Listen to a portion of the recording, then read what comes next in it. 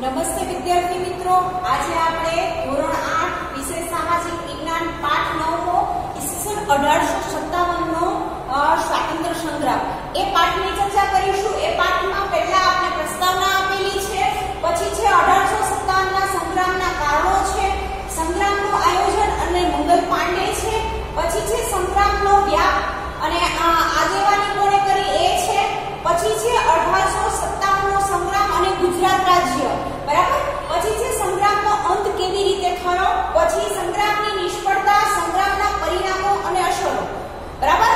આ પાઠની અંદર આપણે આટલા પોઈન્ટ જોવાના છે। આપણે પહેલો પોઈન્ટ જોઈશું।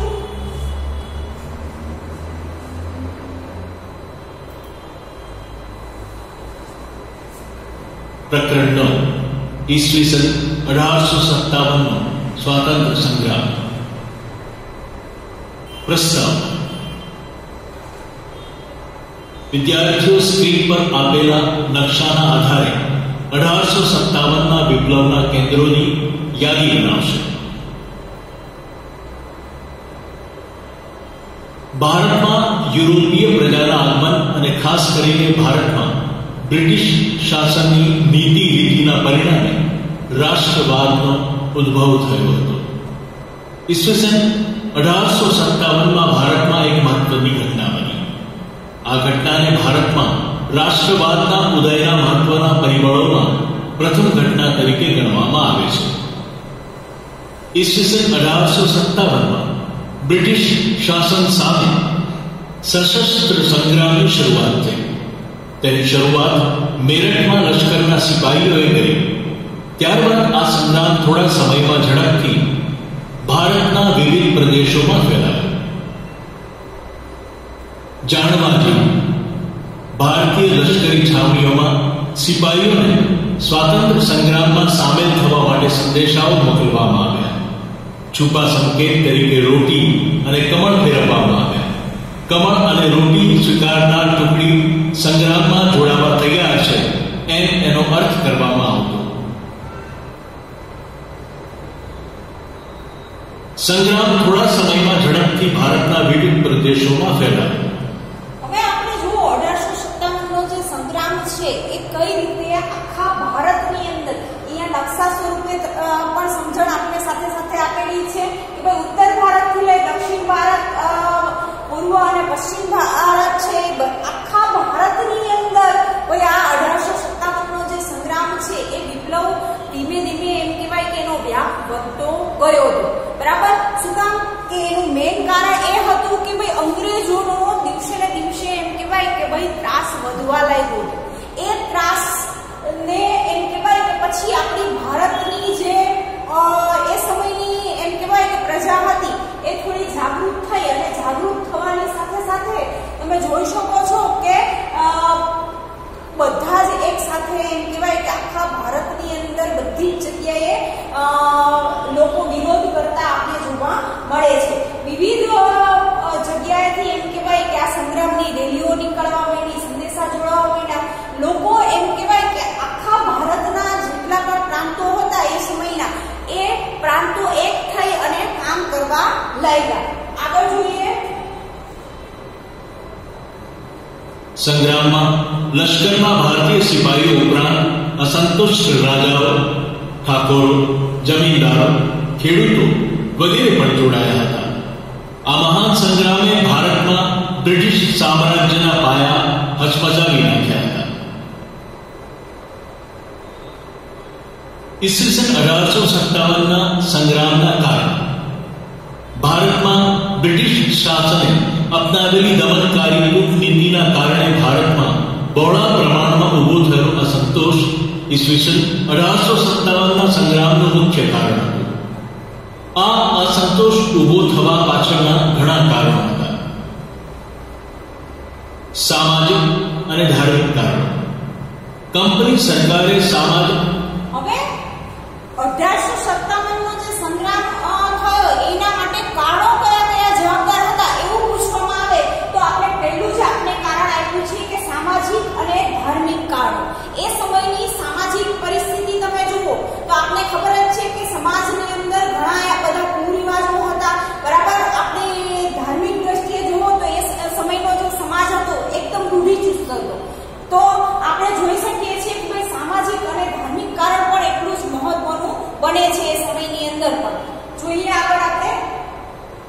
સામાજિક સુધારણાની જે રીત અપનાવી હતી તેણે લોકોમાં ભય ઉભો કર્યો હતો. તેમને લાગ્યું કે કંપની સરકાર ઇરાદાપૂર્વક ખ્રિસ્તી ધર્મ અંગીકાર કરાવી ભારતની ધર્મ અને સંસ્કૃતિનો નાશ કરવા માંગે છે. હવે એ સમયની આપણી જે એમ કહેવાય કે લોકો હતા એને શું થયું કે અંગ્રેજો જે બળજબરીપૂર્વક આપણા કુરિવાજો છે, આપણે એને અત્યારે કુરિવાજો કહીએ છીએ, એ સમયમાં એ રિવાજો રૂઢિચુસ્તપણે માનતા હતા આપણા લોકો. તો એ દૂર કરવાનું જ્યારે એમ કહેવાય કે અંગ્રેજો તરફથી કહેવામાં આવ્યું તો આપણા લોકોને શું થતું હતું કે અંગ્રેજો છે એ પોતાનો જે ખ્રિસ્તી ધર્મ છે એ અંગીકાર કરો અને તમારો હિન્દુ ધર્મ છોડી દો. એ સમયની લોકોમાં આવી વિચારસરણી હતી એવું આપણે કહી શકીએ છીએ. આગળ જોઈએ. લશ્કરમાં, જેલોમાં તથા રેલવેમાં ભારતની સામાજિક વ્યવસ્થાની વારંવાર અવગણના કરવામાં આવતી. હવે જો આપણી અવગણના કઈ જગ્યાએ થતી હતી તો પહેલું છે લશ્કર છે, બીજું છે જેલ છે અને ત્રીજું છે રેલવે. બરાબર. આ જે વસ્તુ એ સમયે ચાલતી હતી એની અંદર આપણા જે લોકો છે, ભારતના લોકો, એની અવગણના થતી હતી. વારંવાર એમ કહેવાય કે એ વ્યવસ્થાની અંદર આપણા લોકોને કોઈ પણ જાતની વ્યવસ્થા આપવામાં આવતી નહોતી. હવે રેલવે શરૂ થઈ હતી એ સમયે તમે વિચારો કે રેલગાડી શરૂ થઈ હતી તો આપણા જે માણસો છે એને માટે એમ કહેવાય કે અલગ વ્યવસ્થા હતી. બરાબર. અને અંગ્રેજોના કોઈ પણ પ્રતિનિધિ હોય કે કોઈ પણ વ્યક્તિ છે તો એને બેસવાની અલગ વ્યવસ્થા. તો એ જે એમ કહેવાય કે ઉચ્ચ નીચના ભેદભાવો હતા એ ભેદભાવો આપણે કહી શકે છે કે અંગ્રેજો સામે પછી દિવસે ને દિવસે આપણો જે રોષ છે એ વધતો ગયો હતો. આગળ જોઈએ. સમાજનો મોટો ભાગ એ સમયે રૂઢિચુસ્ત હતો. તેથી નવા પરિવર્તનોએ તેનામાં અસંતોષ ઉભો કર્યો. પરિણામે કેટલાક લોકો પોતાના સામાજિક ધાર્મિક માળખાને ટકાવી રાખવા સંગ્રામમાં જોડાયા. આર્થિક કારણ. કોઈ પણ પ્રજા માટે આર્થિક પરિસ્થિતિ લાંબા સમય સુધી તંગ બની રહે ત્યારે તે બળવાના માર્ગે વળે છે. હવે બીજું કારણ છે આ સંગ્રામ થવાનું બીજું કારણ છે આર્થિક પરિસ્થિતિ. એ સમયના લોકોની આર્થિક પરિસ્થિતિ દિવસે ને દિવસે કેવી થતી હતી? ભાઈ ખરાબ થતી હતી. બરાબર. શું કામ કે એ સમયની જે આપણી પ્રજા છે એને દિવસે ને દિવસે શોષણ વધારે કરવામાં આવતું હતું. કોના દ્વારા? તો ભાઈ અંગ્રેજો દ્વારા. બરાબર.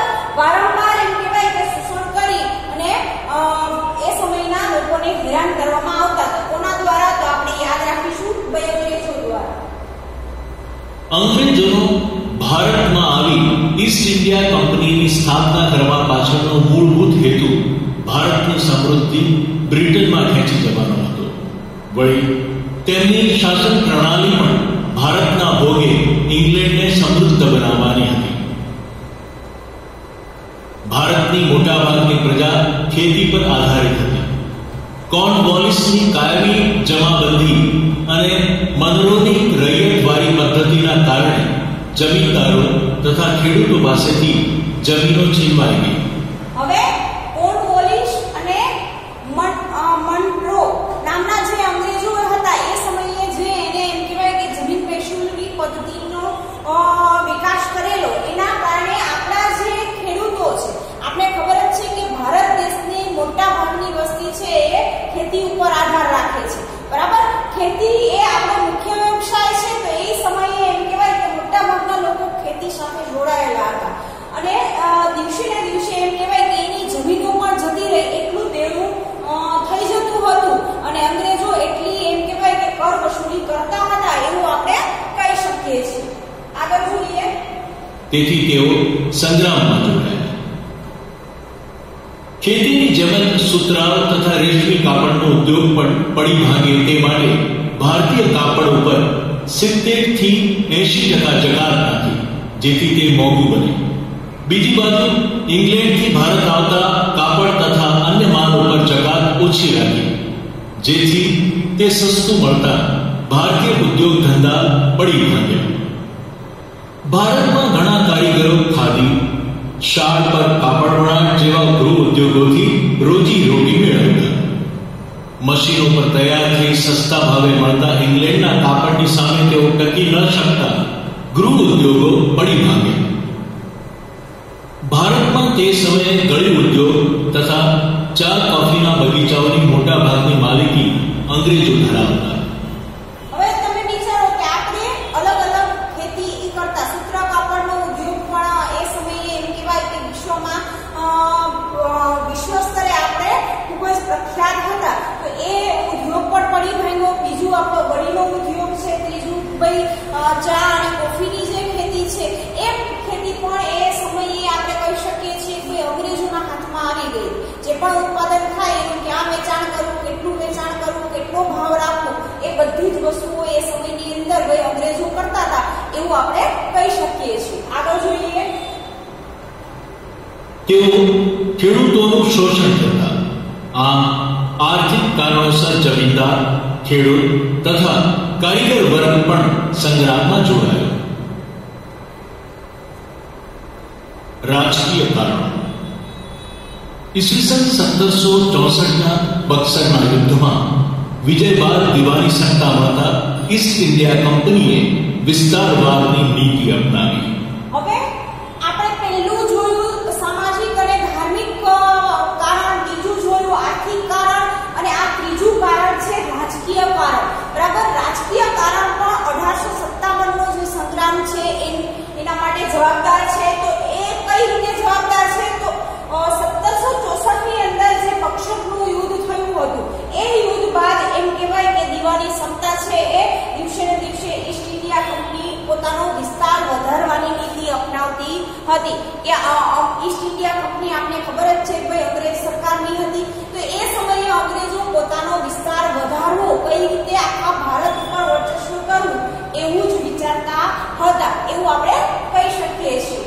આગળ જોઈએ. ત્યારબાદ લોર્ડ વેલેસ્લીની સહાયકારી યોજના, લોર્ડ કોર્નવોલિસની કાયમી જમાબંધી યોજના, લોર્ડ ડેલહાઉસીની સંતાનહીન રાજાના દત્તક પુત્ર લેવાનો અધિકાર નામંજૂર કરવાનો કાયદો પસાર કર્યો વગેરે કારણોસર તેઓ એક પછી એક પ્રદેશો પર સત્તા જમાવતા ગયા.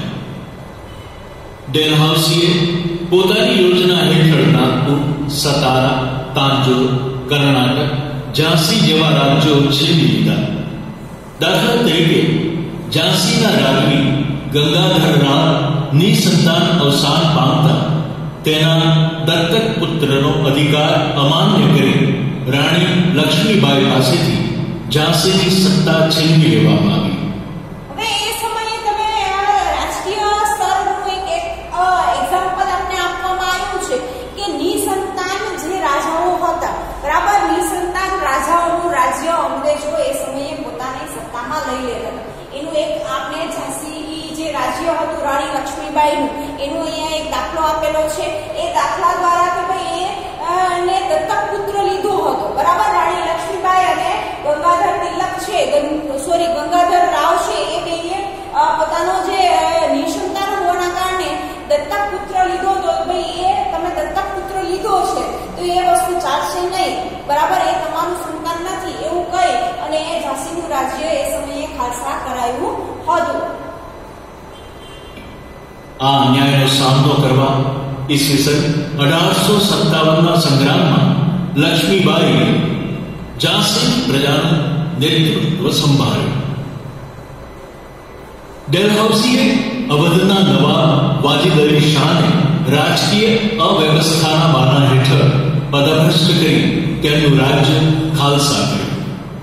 જેના વિરોધ રૂપે તેમની બેગમ હઝરત મહાલે લખનૌમાં સંગ્રામનું નેતૃત્વ સંભાળ્યું. લશ્કરી કારનામા. ભારતમાં બ્રિટિશ સૈનિકો તથા અધિકારીઓનું પ્રમાણ ખૂબ જ ઓછું હતું. લશ્કરમાં ભારતીય તથા અંગ્રેજોનું પ્રમાણ 6:1 હતું. વળી લશ્કરના ઉચ્ચ હોદ્દાઓ માત્ર અંગ્રેજો માટે જ અનામત રહેતા. હિન્દુ પ્રજા માટે બઢતીની તક રહેતી નહીં. તેમ હવે મેં તમને કીધું કે ભાઈ લશ્કરી કારણો, બરાબર.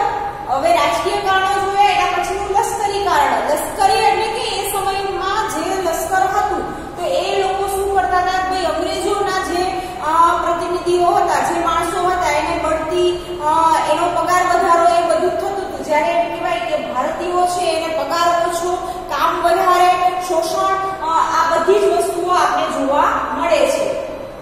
તેમના પગાર વચ્ચે ખૂબ જ તફાવત રહેતો. પાયદળનો હિન્દી સિપાહી પગાર તરીકે દર મહિને ₹7 મેળવતો, જ્યારે અંગ્રેજી સિપાહીને પગાર તરીકે ₹150 માસિક મળતો. અંગ્રેજ અફસરો હિન્દી સિપાહીઓને ઘણા હલકા અને તુચ્છ સમજતા હતા. તે સમયે ભારતીયો માટે સમુદ્ર ઓળંગવાની મનાઈ હતી. તેનું પાલન નહીં કરનારને પોતાના સમાજમાં જ્ઞાતિ બહાર મૂકવાની ભારે સજા કરવામાં આવતી.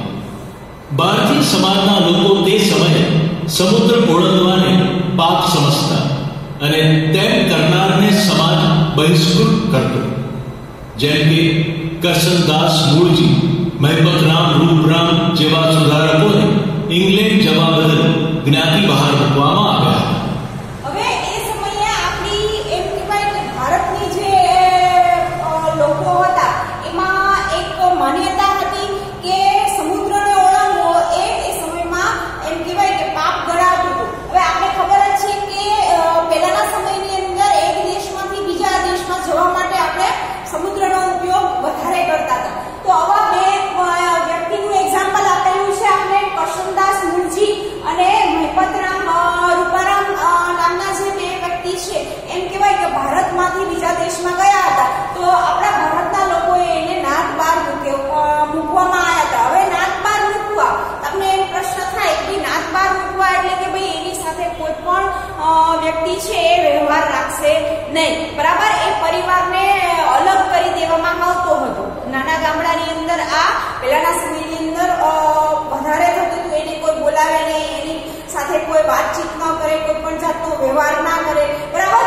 એ રીતે એમ કહેવાય કે નાત બહાર મૂકવામાં આવતા હતા. હિન્દી સિપાહીઓને જબરદસ્તીથી વિદેશમાં યુદ્ધ કરવા મોકલવામાં આવતા. તેથી તેમને તેમનો ધર્મ પણ ભયમાં મુકાયો છે તેમ લાગતું. આમ સિપાહીઓ પણ અસંતુષ્ટ હતા. સંગ્રામના તાત્કાલિક કારણ. ઈસવીસન 1857ના જાન્યુઆરી માસમાં અંગ્રેજોએ ભારતીય લશ્કરમાં એનફિલ્ડ રાઇફલનો ઉપયોગ શરૂ કર્યો. હવે તમે વિચારો કે એ સમયના આપણે જે કાળો હતા એની ચર્ચા કરી. હવે ભાઈ તાત્કાલિક જે પરિસ્થિતિ બને છે, યુદ્ધ જેવી પરિસ્થિતિ બને છે, તો એ પરિસ્થિતિની અંદર તાત્કાલિક પણ ઘણા બધા કારણો જવાબદાર હોય. તો એમાં પહેલું કારણ એ છે કે 1857માં જાન્યુઆરી માસમાં અંગ્રેજોએ ભારતીય લશ્કરને જે કારતૂસ આપવામાં આવતી હતી એન્ડ્રલ રાઇફલનો ઉપયોગ, બરાબર, એ રાઇફલનો ઉપયોગ કરવાની ફરજ પાડી. ને એ રાઇફલની અંદર જે એમ કહેવાય કે એ સમયે ગોળીઓ બનતી હતી એ એમ કહેવાય કે ડુક્કરની આ માંસની ચરબીમાંથી બનતી હતી અને એ મોઢેથી તોડવાની હોય એ રીતે એમ કહેવાય કે એનો ઉપયોગ થતો હતો. એના કારણે આપણા જે ભારતીય સૈનિકો હતા એ લોકોને એવું લાગતું હતું કે ભાઈ આના કારણે આપણો ધર્મ ભ્રષ્ટ થાય છે. આપણે ખબર જ છે કે આપણા ભારત દેશની અંદર પ્રાણીઓને પણ ખૂબ જ મહત્વ આપવામાં આવેલું છે, બરાબર. તેની કારતૂસો બનાવવામાં ગાય તથા ડુક્કરની ચરબી વપરાતી. આ કારતૂસો દાંતથી તોડવી પડતી. ધાર્મિક દ્રષ્ટિએ ગાય અને ડુક્કરનું માંસ ખાવાની મનાઈ હોવાથી અનુક્રમે હિન્દુ મુસ્લિમ સિપાહીઓને પોતાનો ધર્મ ભ્રષ્ટ થાય છે તેમ લાગ્યું. હવે આપણે ખબર જ છે કે આપણા હિન્દુ સંપ્રદાયની અંદર ગાયની આપણે પૂજા કરીએ છીએ, બરાબર. આપણે એવું માનીએ છીએ કે ગાયની અંદર 33 કરોડ દેવતાઓનો વાસ છે.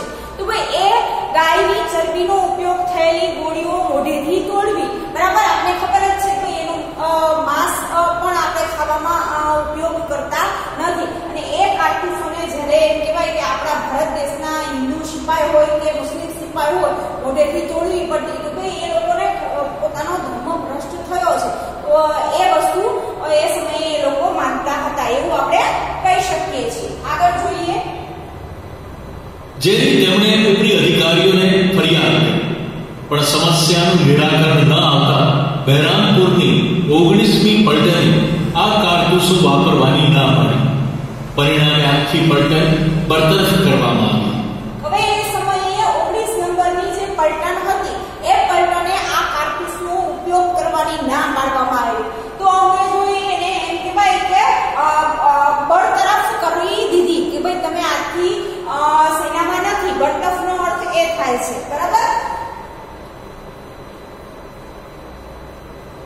પ્રવૃત્તિ. વિદ્યાર્થીઓ રાણી લક્ષ્મીબાઈ, બહાદુર શાહ ઝફર, મંગલ પાંડે જેવા સ્વાતંત્ર્ય સંગ્રામના સેનાપતિઓના ચિત્રો એકત્રિત કરશે. અહીંયા પ્રવૃત્તિ સ્વરૂપે તમને આપેલું છે કે રાણી લક્ષ્મીબાઈ છે, બહાદુર શાહ ઝફર છે અને મંગલ પાંડે. આ ઇતિહાસના એવા અગ્રણીય વ્યક્તિઓ છે કે એના જીવન ચરિત્રની માહિતી, જ્યારથી એનો જન્મ થયો છે અને ક્યાં મૃત્યુ થયું ત્યાં સુધી એને એ સમયની અંદર જે કામ કરેલા છે એની તમે નોંધપોથી બનાવી શકો છો. ને એ નોંધપોથી આપને ખબર જ છે કે ભાઈ ગૂગલ ઉપર તમે સર્ચ કરો અથવા તો ભાઈ લાઇબ્રેરીના પુસ્તકોનો ઉપયોગ કરી અને ઐતિહાસિક ઘણા બધા એવા પુસ્તકો છે કે જે પુસ્તકોની અંદર આ બધા જ વ્યક્તિઓના ચરિત્ર વિશે આપને માહિતી મળી શકે છે. તો એ માહિતીનો સંગ્રહ કરી અને આપણે નોંધપોથી બનાવી શકીએ છીએ. બરાબર. એ સમયના ચિત્રો લઈ લો કે ભાઈ રાણી લક્ષ્મીબાઈએ યુદ્ધ કઈ રીતે કર્યું હતું. બરાબર. પછી મંગલ પાંડે ભાઈ કઈ રીતે, આપને ખબર જ છે કે ભાઈ એ મરવાથી બિલકુલ ડરતા નહોતા, એ નિડર હતા. એ બધી જ વસ્તુઓ આપણે ઇતિહાસના ઘણા બધા પુસ્તકની અંદરથી આપણે માહિતી મળી શકે છે. તો એ માહિતી મેળવી અને આપણે એક સરસ મજાની નોંધપોથી પણ બનાવી શકીએ છીએ. આગળ જોઈએ.